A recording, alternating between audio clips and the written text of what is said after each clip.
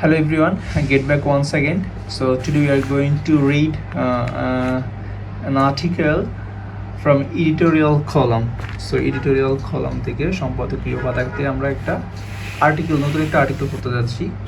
So this one will be our today's article. With the UNSC ceasefire, Israel is exposed and isolated. যে জাতিসংঘের নিরাপত্তা পরিষদের যুদ্ধবিরতির সাথে ইসরায়েল এক্সপোজড অ্যান্ড আইসোলেটেড, ইসরায়েলটা উন্মোচিত হবে এবং বিচ্ছিন্নিত হবে. কার কাছে বলেন তো? To people. এখানে টু পিপল, যে মানুষের কাছে ইসরায়েল বিচ্ছিন্ন হবে এবং এটা যে কর্মকাণ্ডগুলো করতেছে সেটা এক্সপোজড হবে, উন্মোচিত হবে. ওকে, subscribe. So let's read in details, in depth from the article. So here is the first line. After months of relentless slaughter of Palestinians, নিরলস হত্যার অনেক মাস পরে, আফটার মান্থস অনেক মাস পরে, অফ রিলেন্টলেস হচ্ছে নিরলস হত্যা, নিরলস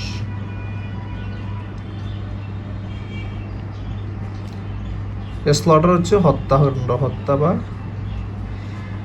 তাহলে প্যালেস্তানিয়ানদের নিরলস হত্যার অনেক মাস পরে দেখেন এখানে একটা কি বসাইছে, এই অ্যাপোজিশন, এখান থেকে এইখান পর্যন্ত এটা হচ্ছে apposition.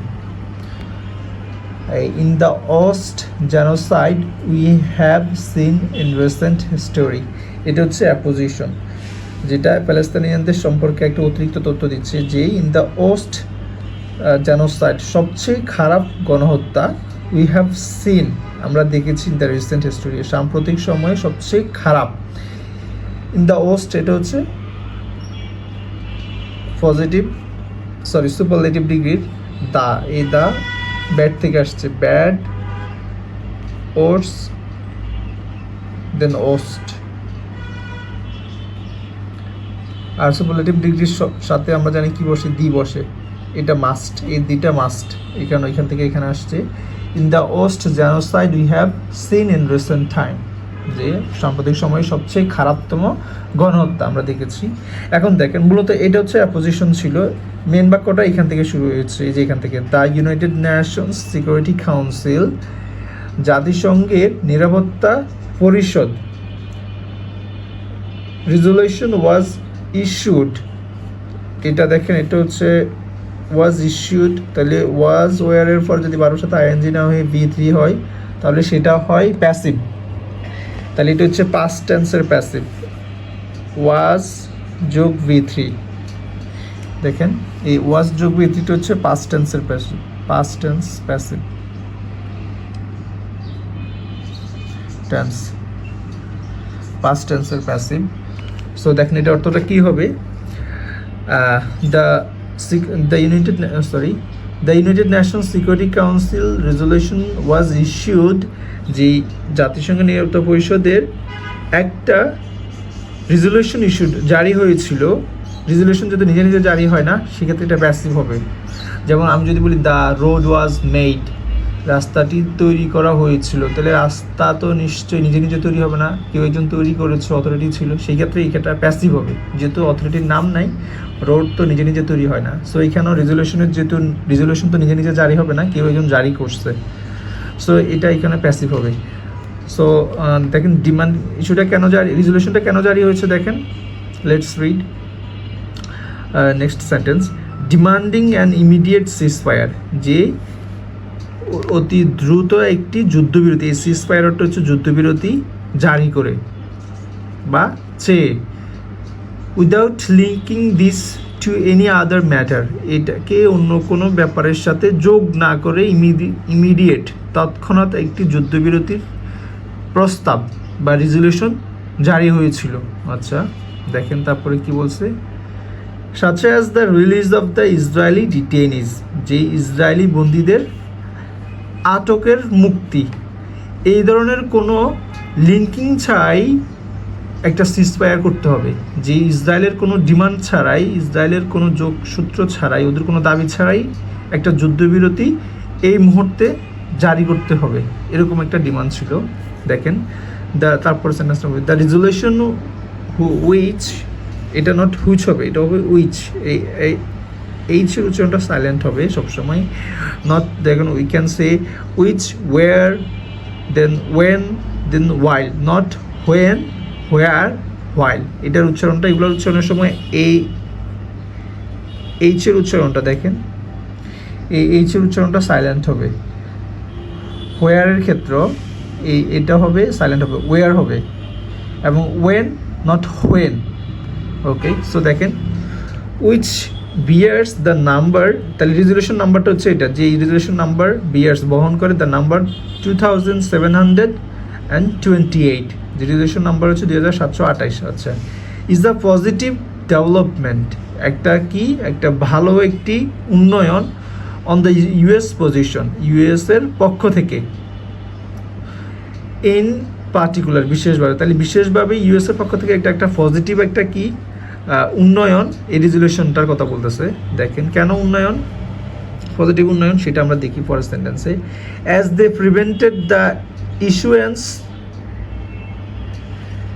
of a ceasefire resolution from the UNSC since the beginning of the Gaza of the war in Gaza using the veto। আচ্ছা, সো মূলত এখানে এটা বলছে যে যেহেতু তারা এই যে শুরুর দিকেই গাজাতে যুদ্ধবিরতির একটা প্রস্তাবে তারা ভেটো করেছিল, এখন যেহেতু তারা ভেটো করতেছে না, সেক্ষেত্রে এটা একটা পজিটিভ ডেভেলপমেন্ট তাদের পক্ষ থেকে এটা। তাহলে দেখেন আমরা এই বাক্যটা দেখি, অ্যাজ দে প্রিভেন্টেড, এটা পাস্ট টেন্সের, দ্য ইস্যুয়েন্স, যেহেতু তারা আগের বার সিজফায়ারের যে ইয়েটা ছিল, প্রস্তাবটা ছিল, সেটা তারা কি করছে, প্রতিহত করছিল ভেটো দিয়ে, এখানে এটা পাস্ট টেন্স, এখানে past tense. As they prevented the issuance of a ceasefire resolutions from the UN security council since the beginning, ওয়ারের শুরুতেই যখন তারা এই সিজফায়ারের রেজুলেশনটা কি করছে, প্রিভেন্ট করেছিল ভেটোর মাধ্যমে, ইউজিং দ্য ভেটো ইউজ করেছে। সো নেক্সট সেন্টেন্সটা পড়ি, দেখেন চলেন। Today the US position has changed, বর্তমানে ইউএসের অবস্থাটা পরিবর্তন হয়েছে। অ্যাজ ইট অ্যাবস্টেইনড, এই অ্যাবস্টেইনড অর্থ হচ্ছে কী ছিল বলেন তো, বিরত বা নিবৃত্ত ছিল, আর এই প্রিভেন্টেড অর্থ তার প্রতিহত করা। যেহেতু তারা নিবৃত্ত ছিল ফ্রম ভোটিং, যেই ভেটো দেওয়া থেকে যেহেতু তারা কি ছিল, বিরত ছিল, তাহলে এটা তাদের একটা পজিটিভ একটা change. And spoke openly about the resolution, এবং রেজুলেশন সম্পর্কে সরাসরি কথা বলেছে। That's the positive development from their side. Okay, being consistent with that of the Biden administration's. So Biden প্রশাসনের এই সঙ্গতিপূর্ণ অবস্থাটা তারা সরাসরি কথা বলেছে, যে তারা কেন হচ্ছে এই ভেটোটা এখন তারা ভেটো প্রদান থেকে তারা নিবৃত, বা কেন তারা ভেটো প্রদান করতেছে না বর্তমান রেজুলেশনের জন্য। Okay, so next let's read out the next sentence. They did make it clear, তারা এটা কি করেছিলেন, যে ডিড, তারা যেহেতু এটা অতীতকালের ঘটনা, সেক্ষেত্রে এটা ডিড বসছে।